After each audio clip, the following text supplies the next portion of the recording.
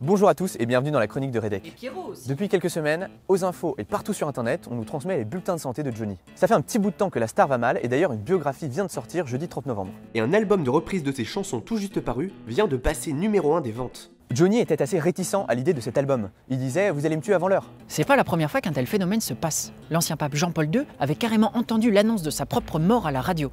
Et l'ancien président Jacques Chirac, qui est en mauvaise santé, est le sujet de 7 livres qui doivent sortir dans les prochains mois. Il y a une frénésie autour de la mort des grands hommes.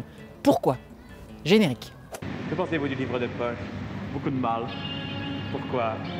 Parce que ça a fait lire un tas de gens qui n'avaient pas besoin de lire finalement. Et d'un seul coup, ils se sont retrouvés avec Sartre dans les mains.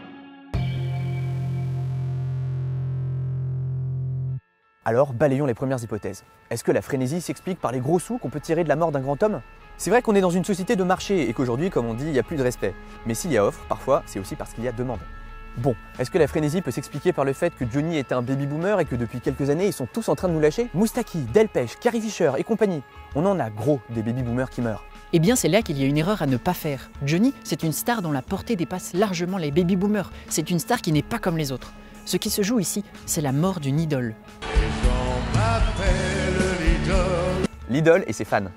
Bah oui, on l'avait pas précisé, mais on parle bien de Johnny Hallyday. Mais vous aviez déjà compris. Johnny, c'est comme ton pote Manu, c'est comme le roi Louis XIV, ou c'est comme Saint-Nicolas. Tu vois tellement déjà qui c'est que t'as même pas besoin de nom de famille. Car Johnny, pour de nombreux Français, c'est ça, un ami, un roi, un saint. Et c'est même plus que tout ça, c'est une idole, une figure divinisée. Et une idole ne vit pas sans ses fans. À ce titre, il est hyper révélateur que le terme de fan émerge dans son sens actuel à partir des années 50, au moment même où Johnny est consacré en tant qu'idole et où ses concerts électrisent les foules. Est-ce que vous pouvez me donner un petit peu une statistique des fauteuils défoncés au cours de vos récitals ou de vos... Non, je pourrais pas. Non, vous pouvez pas. Tout ça a l'air bien nouveau, puisque les mots utilisés, idole et fan, ont désormais un sens positif revendiqué, alors qu'avant ils avaient carrément un sens péjoratif. Pendant des siècles, l'idole c'est ce qui détourne du vrai Dieu, et un fan c'est un fanatique, un malade.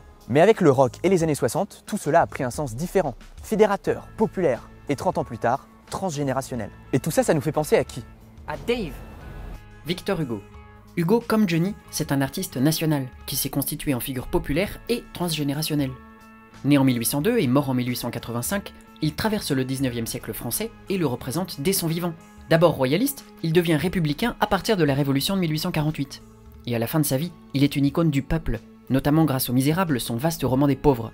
À de nombreuses reprises, il prend la défense du peuple, comme en témoigne son tonitruant discours sur la misère à l'Assemblée nationale en 1850, qui lui cause de nombreux ennemis. À sa mort, ce peuple qu'il a défendu le lui rend bien, avec des manifestations grandioses et spontanées. Le préfet de police veut d'ailleurs absolument que le trajet du corbillard évite la place de la République pour que ça ne stimule pas d'émeutes. Bref, si Johnny n'est pas une figure politique, c'est avant tout, comme Hugo, une figure du peuple, une figure nationale qui enthousiasme des jeunes de chaque génération. Et tout cela repose sur deux aspects très particuliers de leur œuvre, leur rapport à l'image et à la voix.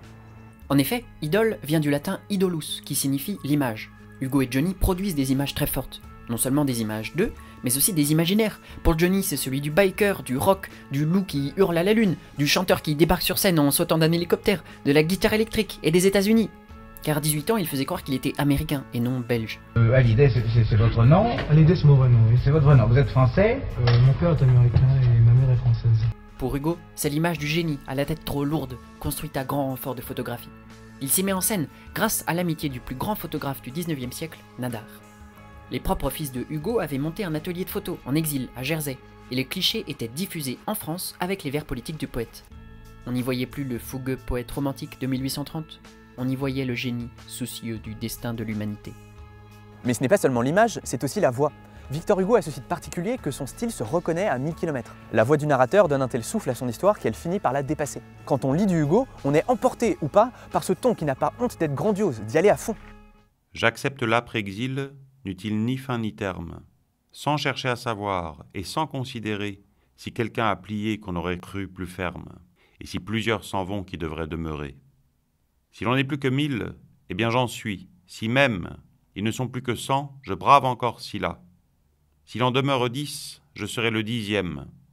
Et s'il n'en reste qu'un, je serai celui-là. Et la voix de Johnny, y a besoin de développer? Jusqu'à 70 ans, le type était une bête de scène, infatigable.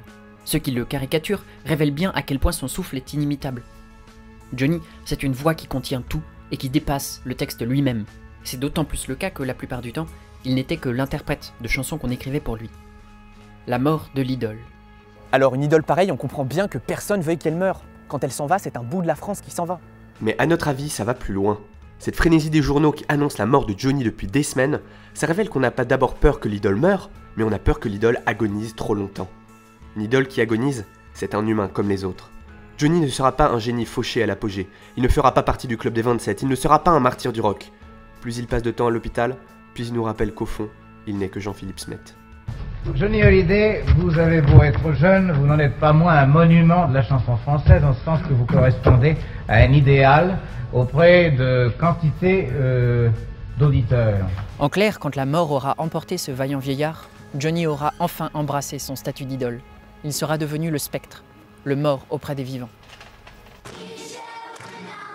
On profite de cette fin de vidéo pour parler d'une chaîne qu'on aime beaucoup et qui pourrait vous intéresser si vous êtes curieux.